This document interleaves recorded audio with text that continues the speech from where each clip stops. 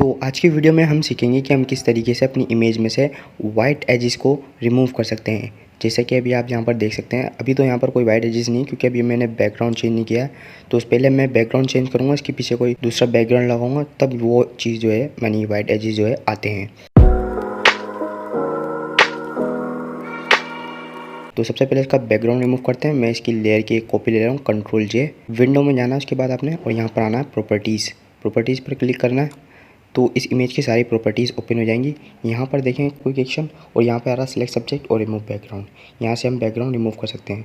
अच्छा, यहाँ पर एक बात, अगर फॉर एग्जांपल मैंने कॉपी ली, अगर मैं कॉपी नहीं लूँ, बैकग्राउंड लेयर पे आऊँ, यहाँ पर मैं नॉर्मल लेयर पर खड़ा हुआ हूँ, और फिर अगर मैं प्रॉपर्टीज़ पर जाता हूँ इसकी बैकग्राउंड रिमूव करने के लिए, तो आप यहाँ देखेंगे बैकग्राउंड रिमूव का ऑप्शन क्विक एक्शन के अंदर ये सारे ऑप्शन आ रहे हैं, इमेज साइज़ वगैरह ये वो। लेकिन बैकग्राउंड रिमूव और सिलेक्ट सब्जेक्ट का ऑप्शन नहीं आ रहा। क्यों? क्योंकि ये अभी लॉक हो चुकी है, बैकग्राउंड लेयर है।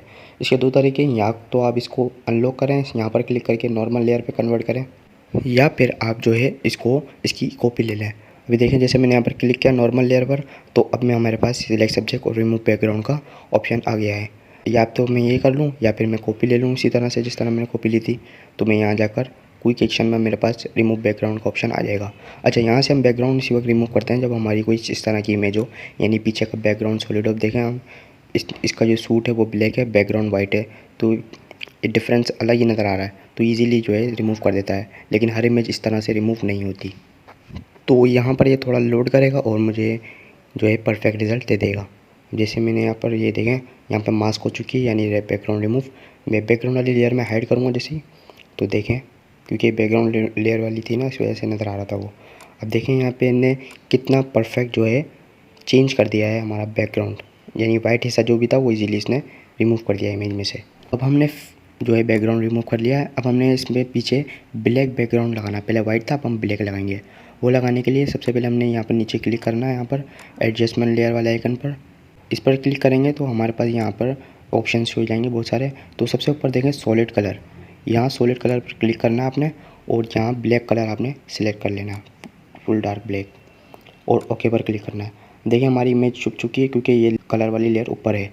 हमने इसको सब्जेक्ट वाली लेयर के नीचे रखना है, इसके नीचे रखना है, इसको इस तरह ड्रैग करके रख दें। तो अब देखें हमारी लेयर जो है यहाँ पर आ चुकी है। अब यहाँ पर मैं आपको देखूँ जो चीज़ मैं आपको बता रहा था, वाइट एजेस, तो ये देखें, ये हैं वो वाइट एजेस।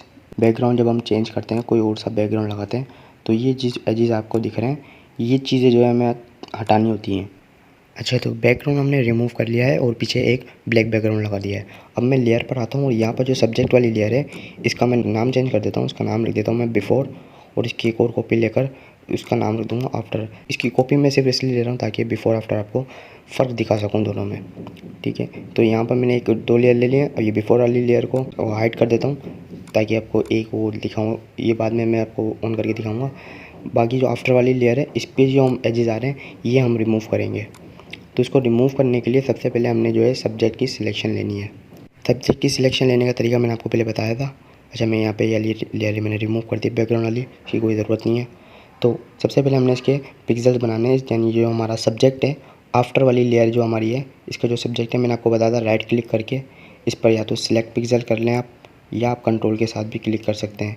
तो ये जो है पिक्सेल्स बना देगा। मैं कंट्रोल के साथ क्लिक करता हूँ, तो ये मेरी जो है जो सब्जेक्ट होगा उसकी सिलेक्शन बना देगा। ये मैंने जैसे कंट्रोल के साथ क्लिक किया, अभी आपको एक चीज़ दिखाऊंगा यहाँ पर, तो इसने पूरी इमेज सिलेक्ट कर ली है। क्यों? क्योंकि ये पूरी इमेज है। इस पर मैं अगर क्लिक करूँगा तो ये पूरी इमेज का सिलेक्शन बनाएगा। मैं आपको यहाँ पर जूम करके दिखा देता हूँ। ये वाली जो हमारी इमेज है, ये पूरी इमेज है, यानी बैकग्राउंड के साथ है। बगैर बैकग्राउंड की मास्क वाली लेयर है, आप देख रहे हैं मास्क जो हुआ है, ये हमारा सिर्फ सब्जेक्ट है। तो हमने सब्जेक्ट की सिलेक्शन मानी है, तो मैं इस पर क्लिक करना है। तो सिलेक्ट पिक्सल जो कर रहा हूँ, इस पर क्लिक नहीं करूँगा, बल्कि मास्क वाली जो है, मास्क जो हुआ हमारा, उस पर क्लिक करके करूँगा। ये देखिए यहाँ पर पूरी इमेज बना रहा है। यहाँ पर अगर मैं करता हूँ कंट्रोल के साथ क्लिक, तो देखिए हमारी सब्जेक्ट की सिलेक्शन इसने बना दिया। फ़र्क आपने देख लिया खुद। अब यहाँ पर देखें सब्जेक्ट की जो है सिलेक्शन यहाँ पर हमने बना लिया है, कंट्रोल के साथ क्लिक करके मास्क पर। अब मैं आपको जूम करके यहाँ पर दिखाऊँ, तो ये जो वाइट एजेस हैं, बिल्कुल कॉर्नर से इसकी सिलेक्शन बन चुकी है। अब हमने इसमें एक काम क्या करना है, हमने इसमें देना है कॉन्ट्रैक्ट। कॉन्ट्रैक्ट का आपको पता है? नहीं पता तो पिछली वीडियो में मैंने स्वैप वाली वीडियो में आपको बताया था, जिसमें हमने फेस स्वैप किए थे। पिछली 3 वीडियो उन्हीं के बारे में थी, आप जाकर चेक कर सकते हैं, लिंक डिस्क्रिप्शन में होगा। तो यहाँ मॉडिफाई पे जाकर मैं आपको पहले एक्सपेंड दिखाता हूँ। एक्सपेंड तो आपको पता ही है, जब सिलेक्शन को खोल देता है वहीं बाहर की तरफ बढ़ा देता है। मैं कंट्रोल जेड कर देता हूँ, तो एक्सपेंड जब बाहर निकलता है तो कॉन्टैक्ट इसका उल्टा यानी अंदर की तरफ लगाता है। कॉन्टैक्ट हमने ज़्यादा नहीं देना, 2 या 3 पिक्सल्स का हमने सिर्फ कॉन्टैक्ट देना है। तो कॉन्टैक्ट देने के बाद अगर आप यहाँ पर गौर से देखें तो वाइट एरिया जो हमने यहाँ पर रिमूव करना था वो देखें सिलेक्शन के बाहर हो गया है। ये क्योंकि हमने कॉन्टैक्ट दिया है ना 3 पिक्सल का, तो सिलेक्शन अंदर की तरफ हुई, तो वाइट एजेस जितने भी थे वो थोड़े बाहर की तरफ हो गए। अब हमारा पूरा सब्जेक्ट सिलेक्ट है। अब मैं आपको यहाँ पर दिखाता हूँ, ये जो हमारा सब्जेक्ट है ये हमारी अब सिलेक्ट होगा। कोई हम काम करेंगे तो इस पर होगा, और जो बाहर वाली लेयर है यानी इसके एजेस भी बाहर की तरफ हैं, उस पर भी कोई काम नहीं होगा। अगर मैं कोई ब्रश फेरता हूँ या कोई इरेज़र फेरता हूँ तो ये सिलेक्शन के अंदर काम करता है, ये आपको पता है, बाहर की तरफ नहीं करता। अच्छा, तो ये एजेस हमने रिमूव करना है, ये बाहर की तरफ है, तो काम होगा सिलेक्शन के अंदर। अब हमने सिलेक्शन के बाहर काम करना है, तो उसके लिए हम क्या करेंगे, आई होप कि आप समझ गए होंगे हम क्या करने वाले हैं। हम सिलेक्शन को इन्वर्स करेंगे। जब इन्वर्स करेंगे तो जो चीज़ इन्वर्स में आपको पता है जो चीज़ सिलेक्ट होती है, जब हम इन्वर्स करते हैं जो वो चीज़ छोड़कर बाकी का एरिया सिलेक्ट कर लेता है। ये भी ये वाला एरिया सिलेक्ट है, वो वाला एरिया सिलेक्ट नहीं है। मैं यहाँ पर आपको दिखाऊँ भी सब्जेक्ट सिलेक्ट है ना, जो ब्लैक चीज़ है वो सिलेक्ट नहीं है। तो हमने सिलेक्ट में आना यहाँ पर इन्वर्स, कंट्रोल शिफ्ट आई भी प्रेस कर सकते हैं आप। इस पर जैसे मैं क्लिक करता हूँ गौर से देखें इमेज पर क्या हो रहा है। मैं जैसे ही क्लिक किया तो यहाँ देखें सब्जेक्ट छोड़ दिया इसने, बाकी का बाहर का हिस्सा इन्हें सेलेक्ट कर लिया है। मैं यहाँ पर जूम करके दिखा देता हूँ, सॉरी ऐसे ही जूम करना पड़ेगा, कंट्रोल प्लस से वैसे मैं जूम कर रहा हूँ बाय द वे। तो यहाँ पर आप देखें वाइट एजेस जो है अब ये सिलेक्शन के अंदर आ चुके हैं, क्योंकि हमने सिलेक्शन जो है इन्वर्स कर दी है। ठीक है, बाकी जो हमारा सब्जेक्ट है वो अंदर की तरफ है, यानी वो सिलेक्ट नहीं है। ये जो हमारा एरिया है ये सिलेक्ट नहीं है। अब मैं कोई काम करूँगा तो ये ब्लैक एरिया और यहाँ पर काम करेगा। ब्लैक एरिया को कुछ भी नहीं होगा क्योंकि वो अलग लेयर में है। बाकी जो हमारे सब्जेक्ट के अंदर जो है ये वाइट एजेस हैं, ये हमने रिमूव करने हैं और यही रिमूव होंगे। तो ये चीज़ हम ब्रश की मदद से रिमूव करेंगे। ब्रश लेना आपने soft round brush, size normal, hardness 0, और आपका मेक श्योर ये कर लें कि आपका जो है फोरग्राउंड कलर ब्लैक होना चाहिए।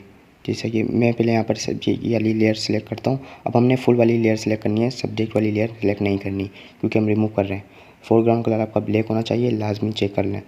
तो अब हम यहाँ पर ब्रश फेरना स्टार्ट करते हैं, तो आप देखेंगे कि जितना भी वाइट एजेस जो है हमारा वो देखें कितनी आराम से रिमूव होता जा रहा है। ये सब्जेक्ट को बिल्कुल भी नहीं छेड़ रहा क्योंकि वो सिलेक्शन से बाहर है।